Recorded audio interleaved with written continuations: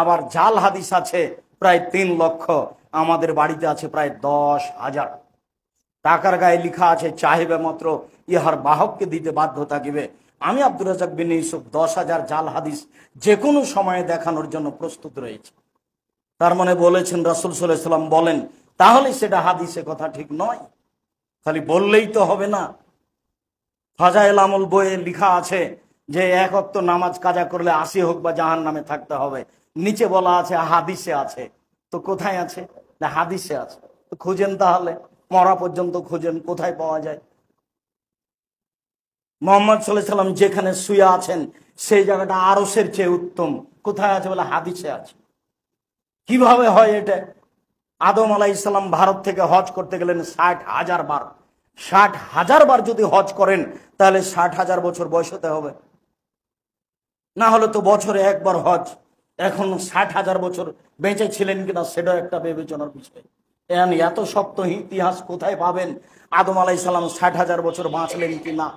ঢোকার সময়তে দেখছেন যে গেটে লেখা আছে লা ইলাহা ইল্লাল্লাহ মুহাম্মদ রাসূলুল্লাহ। তো ফল খেয়ে নিয়ে ভুল করেছেন, 300 বছর ক্ষমা চাইলেন। তো এক পর্যায়ে বলছেন আদম, আল্লাহ 300 বছর ক্ষমা চাইলাম, ভুলের কারণে ক্ষমা তো হলো না। তো জান্নাতের গেটে লেখা আছে লা ইলাহা ইল্লাল্লাহ মুহাম্মদ রাসূলুল্লাহ। মুহাম্মদ অবশ্যই কোনো দামি মানুষ হবেন, নইলে আপনার সাথে কেন নামটা লেখা আছে? যাক, এখন আমি তার দোহাই দিয়ে ওসিলা দিয়ে আমি ক্ষমা চাচ্ছি, তুমি আমাকে মাফ করো। তখন আল্লাহ বলছেন, আদম তুমি এমন একটা মানুষের নামে ক্ষমা চেয়েছো, এখন আর আমি ক্ষমা না দিয়ে পারছি না, যাও তোমাকে ক্ষমা করে দিলাম। আল্লাহ বলছেন যে আদমকে আমি সবকিছু শিখিয়ে দিয়েছি, আর লা ইলাহা ইল্লাল্লাহ মুহাম্মদ রাসূলুল্লাহ ওয়াসিলা ধরে জান্নাতে হবে যেতে হবে, এটাই তিনি জানলেন না। অথচ তিনি আদম সবকিছু জানেন। ধর্ম পাগল হয়ে গেছে। ধর্ম রাজশাহী চাঁপাইনবাবগঞ্জের হাওয়াই লাড্ডু দোনো হাত মে লাড্ডু হয় চায় उसको খালে বল হিসাব হুজুরকে তওবা করে আসতে হবে, এ কথাই চূড়ান্ত। লা ইলাহা ইল্লাল্লাহ মুহাম্মদ রাসূলুল্লাহ ওয়াসিলা কে বলেছে? ওটা ওয়াসিলা নয়।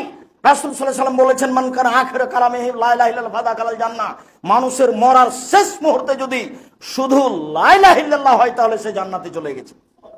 এ হাদিস সহিহ। এইটুকু